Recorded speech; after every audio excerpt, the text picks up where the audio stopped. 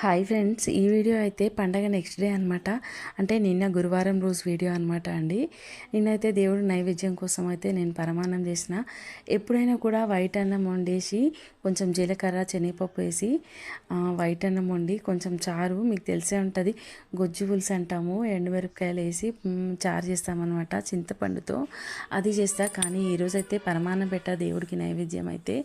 So అలాగే తర్వాత ఇంకా నైవేద్యం పెట్టిన తర్వాత పూజ కంప్లీట్ అయ్యి ఒక పొద్దు వదిలిన తర్వాత ఇంకా వంట అయితే చేశాను అనమాట అండి. వంకాయ, ఆలుగడ్డ, టమాటా కర్రీ అయితే చేశాను. రైస్ చేసిన, అట్లనే పరమాన్నం చూశారు కదా.